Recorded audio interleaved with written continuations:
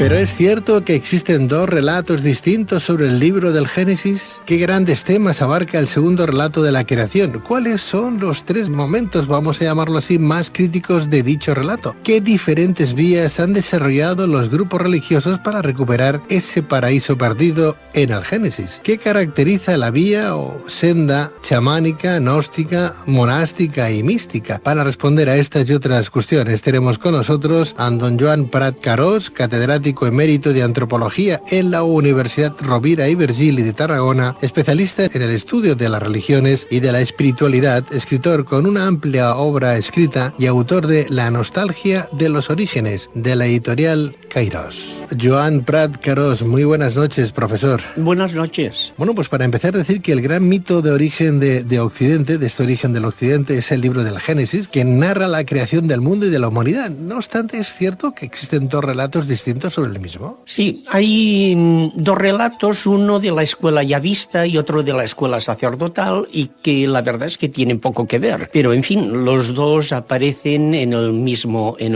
texto. A mí lo que me interesaba era fundamentalmente el segundo, que es donde se narra no tanto la creación del mundo, los diversos días que Dios, diríamos, destina a crear las cosas tal como son, sino la creación de la humanidad y el cómo los primeros padres primigenios, Adán y Eva, son colocados en el jardín del Edén, que representa, claro está, una vida paradisíaca, son inmortales, no tienen que trabajar, ven cada día a Dios, no hay conflictos, no hay problemas y viven en un estado de armonía absoluto y con una felicidad eterna. Los dos, tanto el de la escuela sacerdotal, que es el que a usted le interesa, que he querido entender, sí, como el otro, el de la escuela yavista, ¿aparecen en el mismo momento del tiempo? No soy especialista en la Biblia, pero por lo menos en todas las Torás y todas las Biblias que conozco, uno está detrás de otro y sin solución de continuidad. Es decir, primero hay uno donde se nos narra los distintos días de la creación y el segundo, el último día de la creación, es el día de la creación de nuestros primeros padres, y a partir de ahí el segundo relato narra ya pues lo que estos hacían en el paraíso y la desobediencia que les llevará a la pérdida de este paraíso inicial.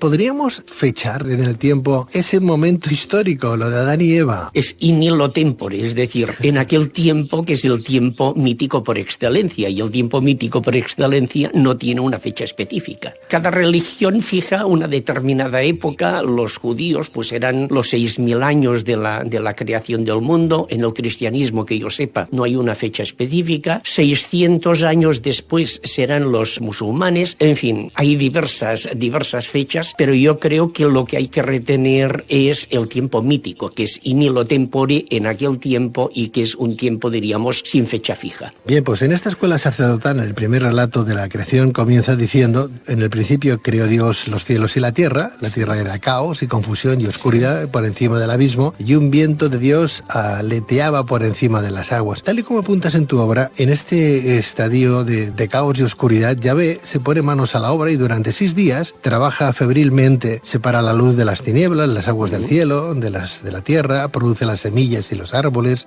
frutales de todas las especies, engendra las estrellas, diferencia el día de la noche y crea el sol y la luna. En el 5º día establece el mundo animal con toda su variedad y en el 6º día Dios creó al ser humano. Sí, así fue. Esto es lo que cuenta la Biblia, por lo menos. En este primer relato de la creación podemos leer también cómo en el 6º día dijo Dios: hagamos al ser humano a nuestra imagen como semejanza nuestra.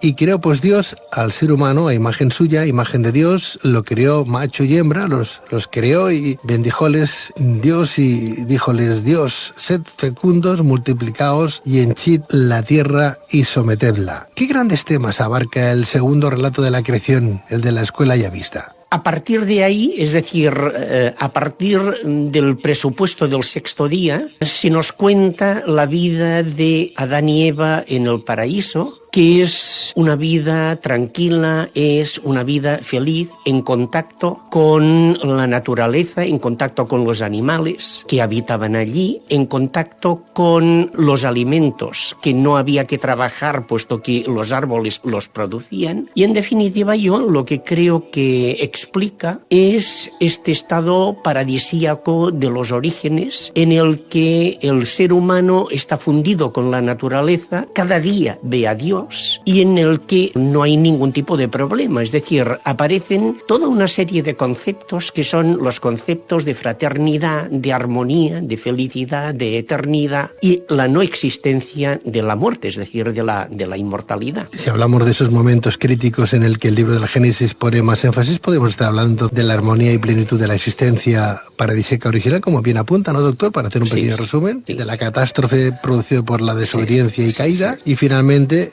el de la esperanza de un posible retorno a la situación inicial o la posibilidad de recuperar el paraíso perdido. Dios es muy optimista con el ser humano. Pues quizás sí, pero de todas formas, a pesar de que las tres grandes religiones del libro, judíos, cristianos y musulmanes, apuntan la posibilidad de que el hombre pueda regresar a este paraíso perdido, mi lectura del libro del Génesis, y bueno, insisto que yo no soy un experto en las temáticas bíblicas, yo no sé adivinar en ningún momento, diríamos, la promesa de este regreso. Es decir, en todo caso, el regreso al paraíso es un regreso post-mortem. Pero las tres grandes religiones apuntan la posibilidad, con la llegada del Mesías o con la llegada de quien sea, de que este mundo tiene la capacidad de regenerarse. Y todos aquellos desastres en los que vivimos, el mal, la guerra, la violencia, la agresividad, etcétera, etcétera, todo esto en un determinado momento desaparezca y podamos volver a esta felicidad inicial. Siempre me he preguntado, como pueblo elegido, los judíos lo han tenido muy mal desde que fue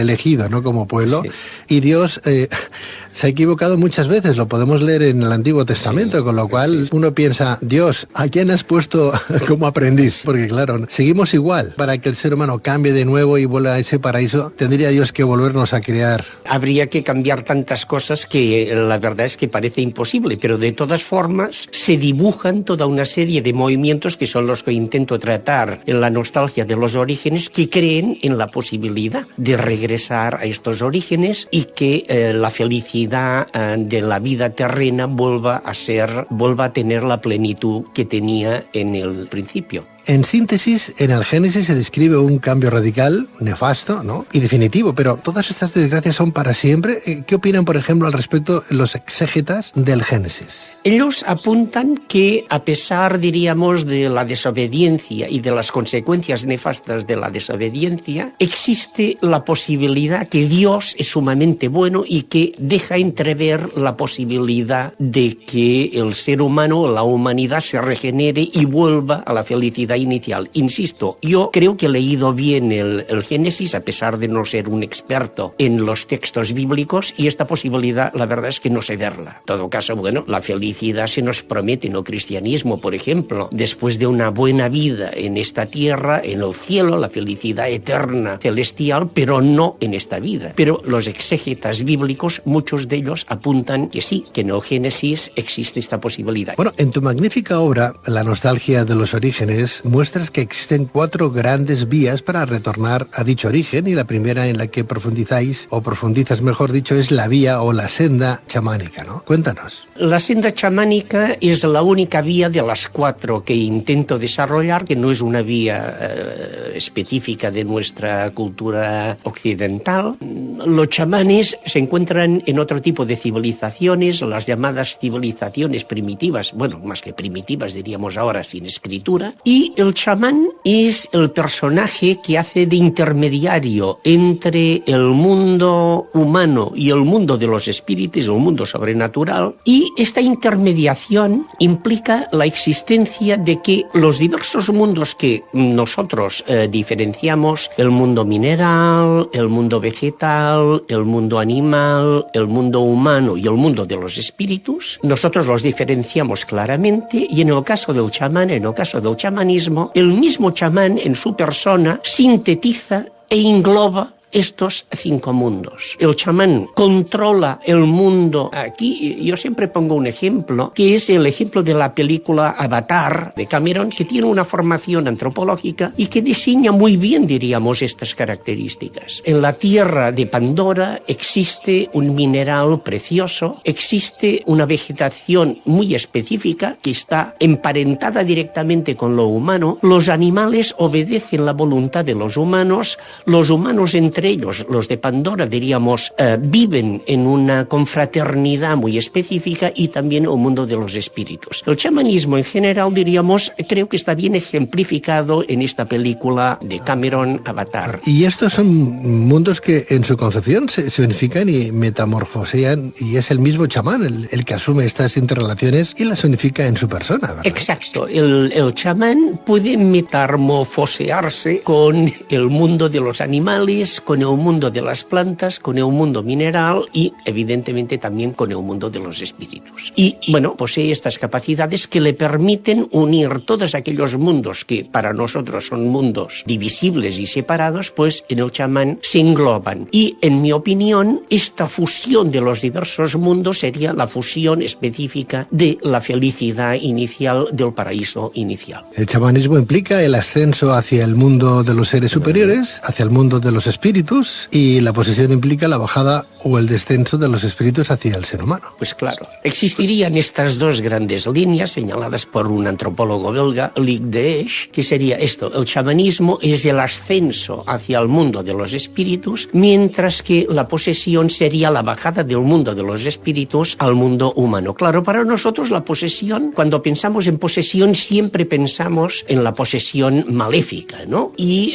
las imágenes que nos aparecen son siempre imágenes muy negativas. Los demonios se apoderan de los humanos, diríamos, para torturarlos y para amargarles la existencia. En cambio, en muchas religiones la posesión es un don divino, es decir, ser poseído por los espíritus, en este caso los espíritus positivos, es el mejor contacto que el hombre o la mujer puede tener. Y todas las religiones, diríamos, en los que la posesión juega un papel importante, el vudú, el candomblé, la ocha, toda una serie de religiones negras brasileñas, pues en todos los casos la máxima felicidad que puede sentir o que puede vivir o puede vivenciar el ser humano es precisamente ser poseído por un espíritu. Sí, lo que pasa que para nosotros, educados dentro de la concepción judío-cristiana, las posesiones son prácticamente siempre diabólicas. Y en muy pocos casos, diríamos, la posesión puede tener un sentido positivo, que sería ciertos casos de los santos, o quizá también del místico, es decir, que se siente poseído por Dios o por Cristo y se funde con él. La verdad es que yo no sé por qué se le ha dado tanto ítem negativo, ¿no?, al tema de esos estados alterados de conciencia, sí, porque Teresa de Ávila, por ejemplo,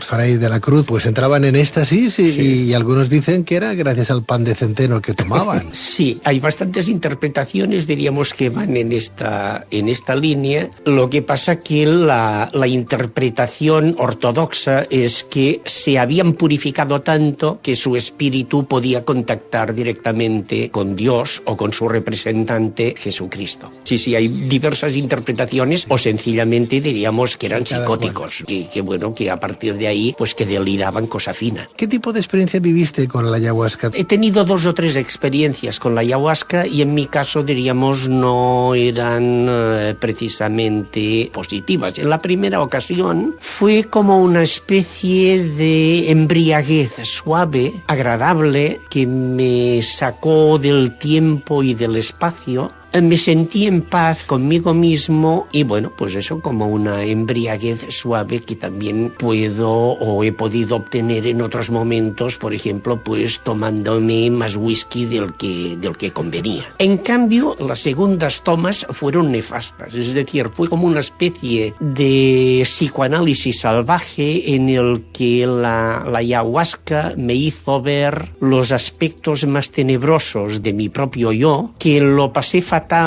a nivel físico, con unas ansias de vomitar y sin poder hacerlo tremendas, y también con un malestar psicológico, diríamos, francamente desagradable. Pero bueno, yo viví esto y otros colegas, diríamos, que participaban en la toma, fue todo lo contrario, es decir, tuvieron unos sueños maravillosos y su contacto con el mundo del más allá y con el mundo salvaje selvático de la misma ayahuasca, fue una experiencia espiritual de primer orden que a mí me hubiera gustado tener, pero que desgraciadamente no he obtenido nunca. Eso es que ibas más que con una idea prefijada. Es posible, intelectualizo, supongo, demasiado los acontecimientos. Josep María Fericla me avisó, oye, deja de ser antropólogo aquí y déjate ir por libre. Pero la verdad es que, bueno, parece que no soy capaz, y esta sensación la he tenido en muchas ocasiones. Estando con los Hare Krishna en la India, por ejemplo, yo veía como ellos delante de sus deidades, pues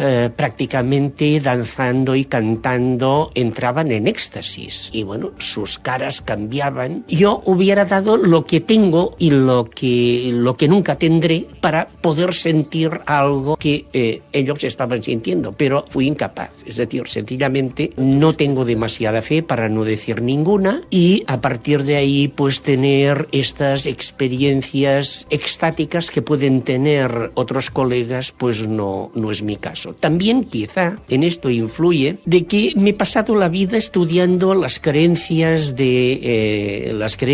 religiosas y espirituales de los demás, pero yo no tengo creencias propias. Y a partir de ahí, pues la parte vivencial que he conocido a partir de colegas Swami Yadunandana, que vive el mundo espiritual del hinduismo, o Jalil Bárcena, que vive el mundo espiritual de los sufís, pues yo estas experiencias espirituales la verdad es que no las he tenido nunca. Por otro lado, la segunda senda que exploras en tu obra, la vía gnóstica, ¿no?, la del conocimiento, ¿sería la senda del conocimiento esotérico que conduce a la completa realidad de esos inicios del ser humano? Sí, agnosis significa esto, conocimiento, pero el conocimiento de la gnosis no es un conocimiento convencional que uno puede adquirir en la escuela o en la universidad, sino que es un conocimiento secreto, es un conocimiento esotérico, es un conocimiento reservado a unos cuantos, a una élite específica, que son los que han seguido esta vía del conocimiento, que está más allá de los conocimientos convencionales. Cuando una persona entra ahí, como tú, por ejemplo, empiezas a descubrir que hay un sinfín de cosas que no te ha contado nadie, que hay que entrar y profundizar en cada línea. Hay muchos pasajes y muchas parábolas que no hay que tomárselos al pie de la letra, y hay gente que se las toma a pie de la letra, ¿no? Sí. Bueno, pues a lo mejor usted no está leyendo la Biblia como debería de leerla. Entonces, si entras dentro de esa amalgama de posibilidades que tiene la gnosis, empiezas a descubrir que la religión es muchísimo más ancha, ¿verdad?, que las ideas de uno, ¿no? Exacto. Y que bueno, que existe un conocimiento, diríamos, convencional y otro oculto, y que bueno, que a lo que hay que ir es a desvelar este conocimiento oculto y secreto, el sot de los cabalistas, ¿no? La tercera vía en que profundizas en tu obra es la senda de la monástica, ¿no? ¿Cómo se busca esta salvación a través de esta senda monástica? Paradójicamente, a través de la renuncia al mundo. El monje es el que huye del mundo, se hablaba de la fuga mundi, y en todas las religiones el monje es el que se separa del mundo convencional para buscar una senda específica, que normalmente esta senda obedece a los tres grandes votos monásticos: la obediencia, la pobreza y la castidad. Si en la sociedad, digamos, normal, en la sociedad convencional, o se nos enseña que mandar es preferible a obedecer, que ser rico es preferible a ser pobre, y que ligar mucho y tener mucho éxito a nivel, diríamos, de pareja es preferible a no tenerlo, el monje renuncia a estas tres características, renuncia a ellas precisamente para buscar otra senda, que es la senda de la ascesis, de la renuncia, y que es la que le llevará, negando el cuerpo y negando el mundo, la que le llevará directamente al paraíso perdido. Lo que está claro es que los anacoretas disfrutan de una calma que no los que vivimos el mundo día a día, y pues sí, tenemos que levantarnos para ir a trabajar, y uno tiene pues más tiempo y además más lucidez para saber interpretar textos, por ejemplo. No obstante, hay órdenes, inclusive órdenes laicas también, donde también hay sacerdotes, gente que eran empresarios o gente de la calle, y al final acaban siendo o perteneciendo a alguna que otra orden católica, ¿no? Y sin embargo ellos dicen que se puede llegar a ese conocimiento, a santificar inclusive el trabajo, a llegar a ser santos en el día a día, que ya es difícil. difícil, que ya es difícil fuera, me imagino dentro del mundo tan ruidoso con el que vivimos, ¿verdad, profesor? Claro, yo lo que he intentado analizar es el monaquismo clásico, ¿no? Un poco siguiendo lo que serían, pues, para los orientales la regla de San Basilio y para los occidentales la regla de San Benito. Y bueno, en estos casos sí que es el alejamiento de un mundo. Posteriormente e históricamente aparecen una serie de congregaciones religiosas y monásticas y que, como tú señalabas,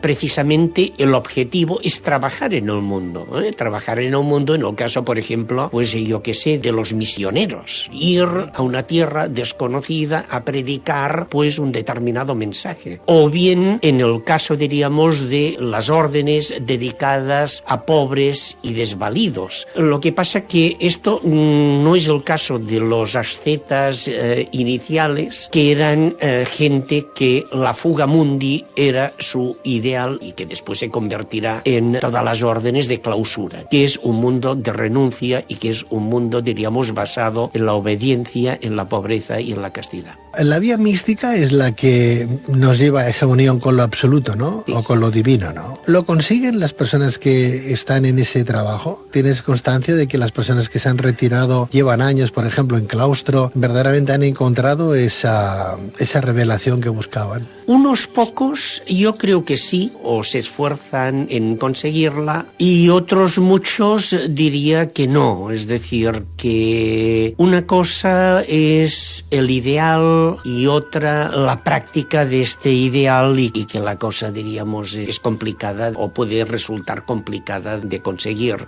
En el caso histórico, fundamentalmente lo que he trabajado son místicos y místicas históricos de diversas orientaciones, la orientación cristiana, la orientación hindú o la orientación sufí. Y estos, bueno, sí lo consiguen, es decir, a través de la vía del amor o a través de la vía del conocimiento. La vía del amor es un enamoramiento absolutamente profundo y total de la divinidad, es decir, uno o una se enamora de la divinidad en la persona de Jesús, en la persona de Alá o en la persona de Krishna y se entrega profundísimamente a él. Y la vía del conocimiento sería muy unida con lo que sería la gnosis, llegar a través del conocimiento a la iluminación que te acerca a la deidad con la que intentas fundirte. Como antropólogo que eres, que has estudiado durante más de 40 años las diferentes formas de espiritualidad y los diferentes grupos religiosos, como indicas, ¿cómo surgió el interés para dedicar casi una vida a profundizar en esa línea? Estamos hablando de 40 años, que no son pocos. Quizá, bueno, aquí esto ha surgido en mí cuando me he psicoanalizado, ¿no? Yo fui monaguillo de Montserrat, viví en Montserrat, en la escolanía de Montserrat de los 9 a los 14 años. Allí tuve una formación, diríamos, católico-apostólica romana profunda, que me duró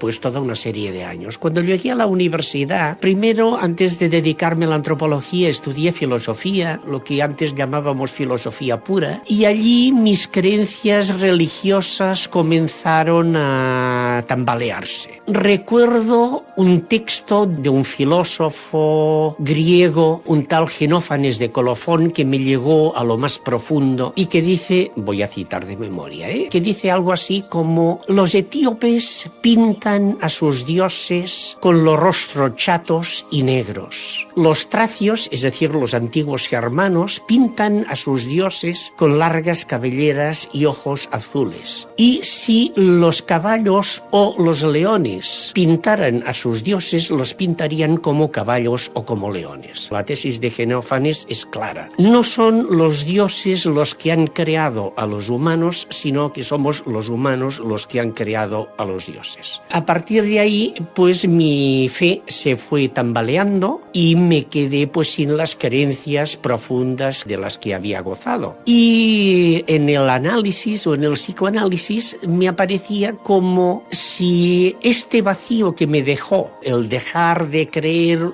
en una fe que en determinados momentos me había sido muy útil, pues que la hubiera rellenado con el estudio, lo que mi amigo el Hare Krishna llama el Jnana Yoga, el yoga del conocimiento, lo hubiera rellenado y toda mi vida la haya dedicado, una parte muy importante de mi vida, la haya rellenado intentando conocer las creencias y estudiando las espiritualidades de los demás que no las mías. Quizá en alguna otra vida tendré mis propias creencias, por ahora la cosa no va por ahí. En cualquier caso, sí que te ha llevado ese conocimiento a saber distinguir o a ver un nexo de unión entre, como bien decías, un Hare Krishna, un budista, un judío, un sufí o un católico, sí, ¿no? sí. ¿Cuál es ese ítem común, según tu experiencia? Pues yo creo que la búsqueda sería la posibilidad de que el hombre se regenere y de que vuelva a un tipo de felicidad dada por la espiritualidad y que esto suponga una paz interior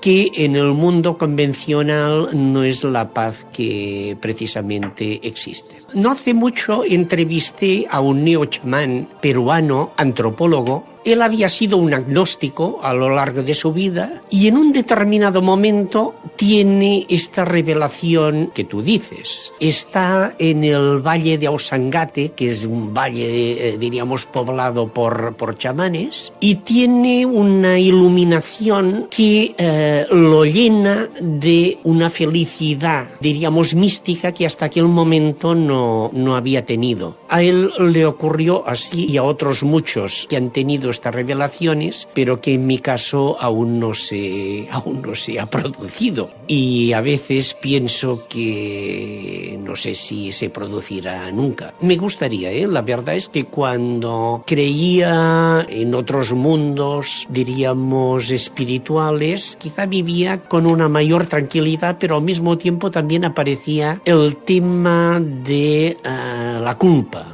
Es decir, el no comportarte como es debido. Ahora el tema de la culpa, diríamos, lo tengo más debilitado. Procuro hacer lo que tengo que hacer sin pensar en recompensas o castigos.